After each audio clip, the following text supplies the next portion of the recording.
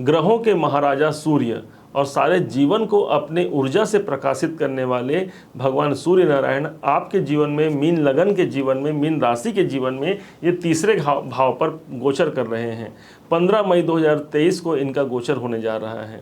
वास्तव में देखा जाए तो ये सूर्य आपके लिए योग कारक हो गए, क्योंकि सूर्य आपके राजा हैं अर्थात, और इनके जो गुरुदेव हैं वो हैं आपके लग्नेश अर्थात मीन लगन, मीन राशि के जो लग्न के मालिक होते हैं ये देव गुरु बृहस्पति होते हैं। और इन्हीं बृहस्पति देव ने अपने राजा सूर्य को छठे भाव का स्वामी बनाया है, जो कि रोग ऋण शत्रुओं का भाव होता है। इस भाव का दायित्व राजा को सौंप दिया है। अब यहाँ पर इन सभी के आपके जीवन में जो परिवर्तन होगा उसको आपको विशेष ध्यान देना कि सूर्य की स्थिति जहाँ जहाँ होगी, जहाँ जहाँ सूर्य गोचर के दौरान जाएंगे, आपकी आत्मा भी वहीं जाएगी। देखिए, हमारी बुद्धि, हमारा मन और हमारी आत्मा, ये तीनों के द्वारा हमारा जीवन चलता है। बुद्धि के कारक कौन? बुध देव। ज्ञान के कारक कौन? बृहस्पति देव जो आपके लग्नेश हैं। और आत्मा के कारक कौन? तो भगवान सूर्य देव। यही सूर्यदेव जब तीसरे भाव पर आएंगे तो आपके जीवन पर ये सिर्फ और सिर्फ साहस की बात करेंगे, आपकी हिम्मत में बढ़ोतरी की बात करेंगे। और यही नहीं, यही सूर्यदेव जब अपने 7वीं दृष्टि से आपके नवम भाव को देखते हैं तो नवम भाव होता है आपके भाग्य का। तो भाग्य में उन्नति का एक अच्छा सुअवसर लेकर के भी यहाँ पर सूर्यदेव आएंगे। किसके घर में गए हैं सूर्यदेव? तो सूर्यदेव यहाँ पर गए हैं 2 नंबर राशि, जो कि होती है वृषभ राशि। और वृषभ राशि का स्वामी हो गया शुक्राचार्य, जिसे हम लोग बोलते हैं दानव गुरु शुक्राचार्य। अब इन्हीं के घर में, अब यहाँ पर आकर के सूर्यदेव कोई सहज महसूस नहीं कर रहे हैं। आप ऐसा मानिए कि आप किसी के घर गए हैं, आप अपने मित्र के घर पर गए हैं और मित्र के घर जा कर के आपको दाल रोटी ही खाना पड़े तो आप बड़े प्रेम से खाएंगे। अपने घर में हैं आपको सूखी रोटी भी यदि मिल जाए तो आप बड़े प्रेम से खाएंगे। परंतु यदि शत्रु के घर गए हैं, आप अपने विरोधी के घर गए हैं और वहाँ जाकर के यदि आपको 56 भोग भी आपको खाने को मिले तो आप भी उसका तिरस्कार कर देंगे। जिस प्रकार भगवान कृष्ण जब गए थे तो दुर्योधन ने क्या किया था? 56 भोग लगाया था, परंतु भगवान कृष्ण ने उन 56 भोग को छोड़ करके कहाँ चले गए? विदुर जी के घर पर, और विदुर जी के घर जाकर के भाजी का भोग लगाया था। ठीक इसी प्रकार यहाँ पर जो सूर्य हैं वो गए हुए हैं शुक्राचार्य के घर पर, जो उनके मित्र की राशि नहीं है, न ही उनके सपोर्टर कोई है। यहाँ पर जाकर के वो असहज महसूस करते हैं। अब कहीं ना कहीं इस भाव को सूर्य चूंकि आपके योग कारक हैं इसलिए ज़्यादा आपको खराब फल नहीं देंगे, परंतु यहाँ पर जाकर के आपके पराक्रम में यहाँ अच्छी खासी वृद्धि करने वाले हैं सूर्यदेव। माना जाता है जहाँ पर सूर्यदेव होते हैं वो स्थान, आप ये माने राजा उस स्थान पे पहुँच गए।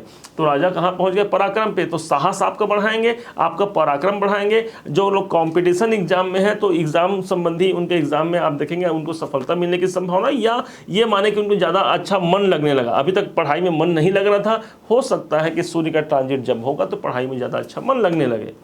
छोटे भाई, आपके जो छोटे भाई बहन हैं, मीन लगन मीन राशि के जो छोटे भाई बहन हैं, उनको भी यहाँ पर अच्छी खासी सफलता की संभावना, क्योंकि सूर्यदेव आए हुए हैं। उनके भी साहस में वृद्धि, उनके जीवन में जो समस्याएं हैं वो भी शायद आपके हाथों, आपके अपने हाथों से आप उनको सहयोग कर सकते हैं और आपके जीवन, उनके जीवन को अच्छा बना सकते हैं।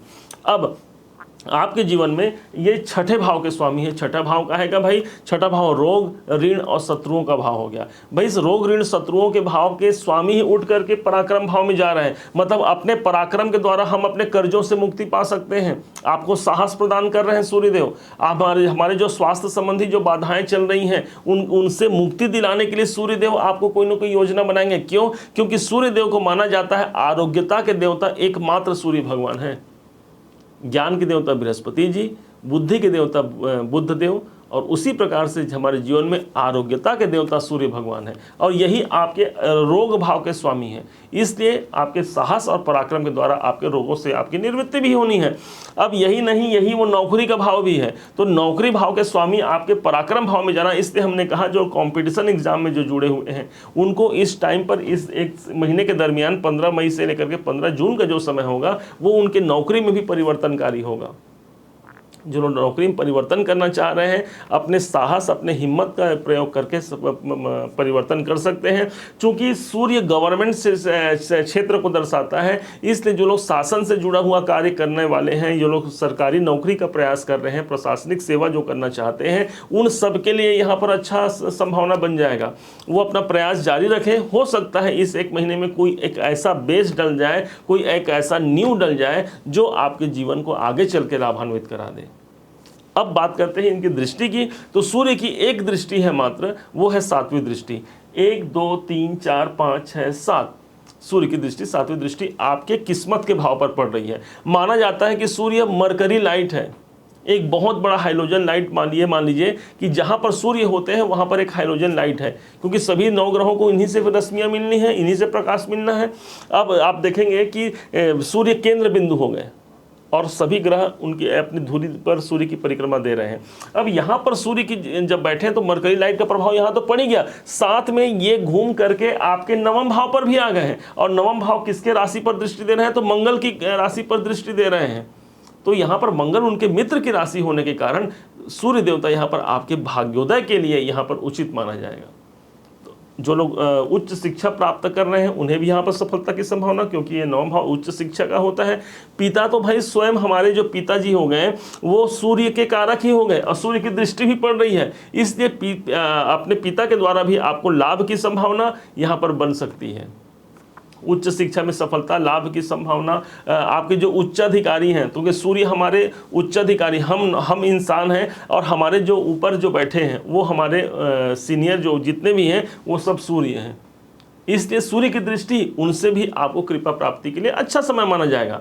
ओवरऑल देखा जाए तो सूर्य आपके जो गोचर में आए हैं वो आपके साहस में वृद्धि करने, आपके पराक्रम शौर्य में वृद्धि करने के लिए, आपके भाग्य में उन्नति करने के लिए, आपके रोग ऋण शत्रु को नियंत्रण रखने के लिए विशेष यही करने आए हैं। जो आपको सावधानी रखना है उस पर भी बात कर लेते हैं। चूंकि सूर्य स्वयं एक क्या बोला जाए, एक ईगो के कारक है, एक अभिमान के कारक माने गए, क्योंकि राजा में भाई ईगो तो रहेगा। तो अब राजा कहाँ गए? पराक्रम भाव पे गए हैं, तो अपने पराक्रम पर थोड़ा सा आपको ध्यान देना है। कभी ऐसा ना हो कि अपने पराक्रम के बल पर हम किसी को कुछ बोल दें या कुछ ऐसा कर जाए जिससे सामने वाले को दुख न लगे। तो ऐसी वाणी बोलिए मन का आपक होए। तो अपनी वाणी पर नियंत्रण रखते हुए सामने वाले को मिठास पैदा करना है, तो सूर्य यहाँ पर आपको अच्छा बल दे रहे हैं। तो 2 प्रकार से माना गया, एक तो अभिमान, दूसरा स्वाभिमान। तो सूर्य के पास दोनों है। अच्छा सूर्य, देखिए प्रमाण बताते हैं, आप कैसे पहचान पाएंगे अच्छा सूर्य और बुरा सूर्य? तो जिसके सूर्य अच्छे होंगे उनके अंदर स्वाभिमान होगा। वो व्यक्ति जैसा है अपने आप को वो ऐसा ही अपना मानेगा और उसके अंदर अभिमान नहीं होगा। और जिसके अंदर अभिमान है, चाहे रूप का हो, चाहे धन का हो, चाहे अपने वस्त्र अलंकार का हो या अपने परिवार का हो, अपने घर, किसी का भी अभिमान किसी के अंदर है, मान जाइए कि बुरा सूर्य है। और वो सभी चीज उसके पास भी होगा जिसका सूर्य अच्छा है, परंतु वो कभी नहीं बोलेगा कि हाँ मैंने किया। वो तो सर्वदा दूसरों को दूसरों को उस बात का प्रेरणा दे देगा, दूसरों को उस बात के बोल देगा कि भाई मेरे जीवन में जो कुछ भी अच्छाई है वो उस सामने वाले के कारण हुआ है, श्रेय किसी और को दे देगा। यही प्रभाव है इस अच्छे सूर्य का।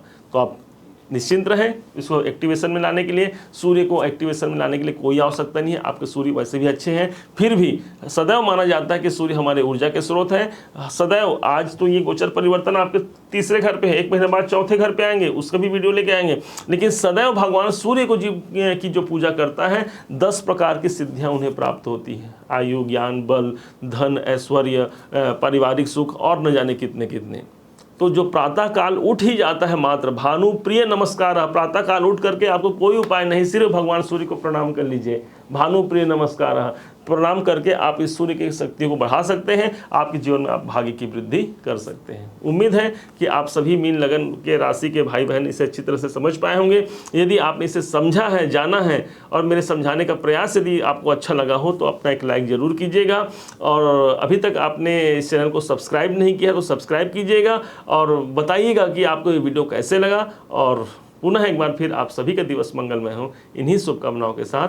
जय श्री राम।